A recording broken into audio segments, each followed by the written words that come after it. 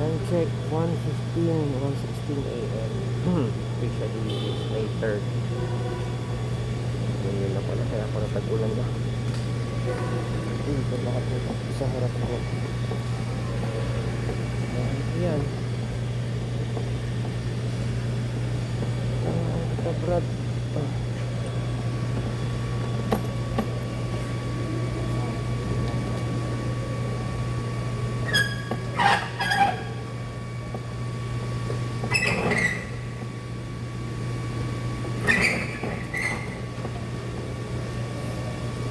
Mahaba ang aking stand.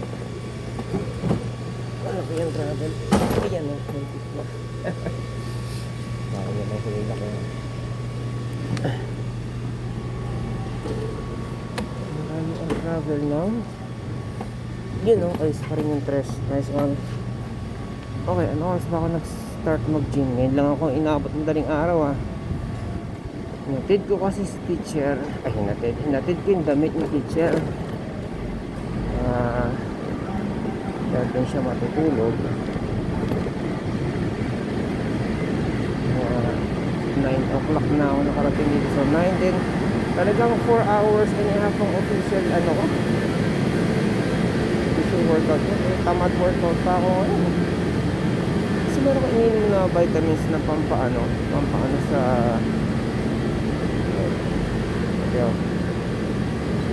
pampa-increase ng testosterone. Ang effect niya is pahihimbingin yung tulog mo.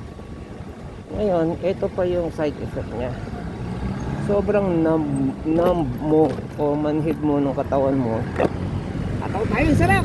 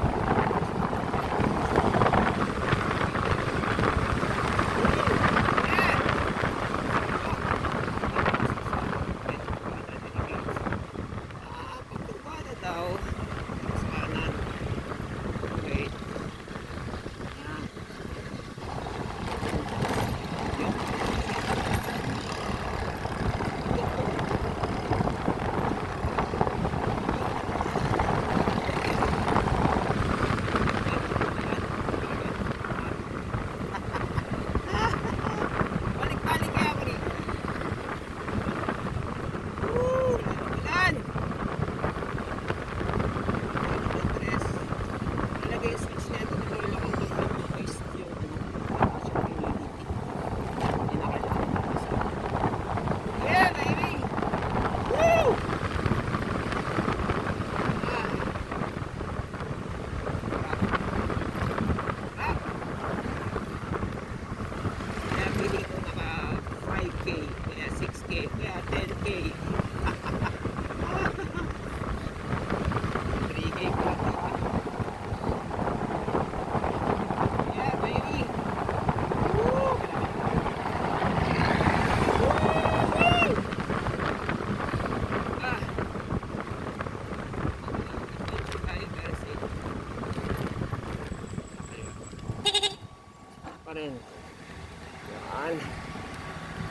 Skiron, sakon.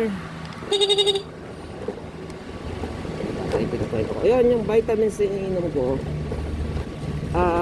Pampataas ng testosterone, pero mamamanhidin ka talaga sa pagtulog mo. And na-observe ko yon sa paggising. Actually, pwede daw dalawa nung dinalawa ko. Actually, inapat ko pa nga dahil dalawa yung brand eh. Isa may ginseng, siya sakit sa ulo. Ngayon, pag tulog ka, sobrang manhid. Yun yung tipong kahit mahulog ka sa kama, pwede kang ituloy yung tulog sa semento. Yun o manhid yung katawan mo. Problema nun, ang tagal ng recovery. Actually, anong oras ako uminom kanina? Mga sabi ako uminom? Gabi, mga 8 o'clock. O, yan, kaya manhid ako. Kasi yung tipong nahuhulog ko yung hawak ko na yung pera, hindi ako naka-gloves na, hawak ko yung pera, yung resibo, yung baril, hulugan ako ng pera, mga ganun. Hindi ako nahuhulugan ng hawak eh, at least yung on a normal basis. And then I remember yung nga yung vitamins na iniinom ko, iniinom ko cause ayun go. Nice, bagong hulog. Yan pa. Ayan sila. Kumulot na ng bagong hulog ah. Mapansin lang dito eh. Ayan, bagong hulog. Hindi dalawa. Kapag na yung laptop ko. Okay nga. Helmet. Sama na natin ang ano. Gate. Ayan o. Baka matumba ko pa tong motor eh. So, meron siyang disorientation effect. Kaya, hindi advisable mag-drive. Sinama ko sa yung vitamins. Isang plato na puro vitamins. Sinama ko yan. Meron ko na sa mga inom.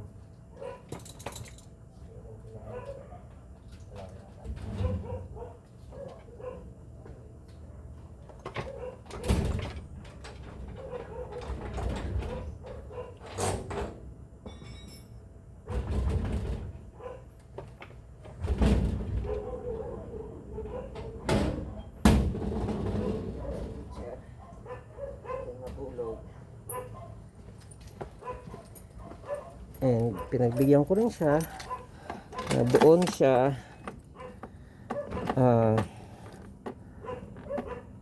na ihatid ko yung uniform para bukas.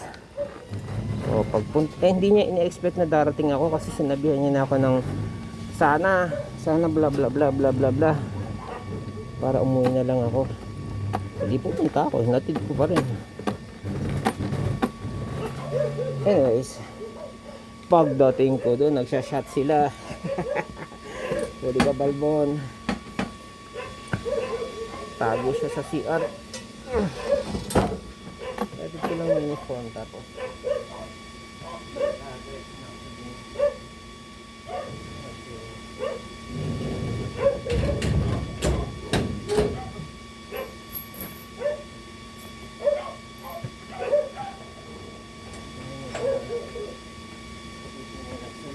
Dahil kahapon is graduation day. So yeah. Kailangan ko nag-diet kasi naubusan na ako ng puti. Ang puti ko walang 4-5. Meron pa akong hindi nabubuksan kaya lang eh nakalibing sa aparador. Kaya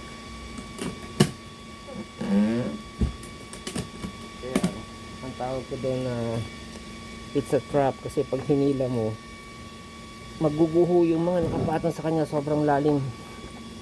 Kaya gamitin ko na lang mga long sleeve ko na pang motor na dark.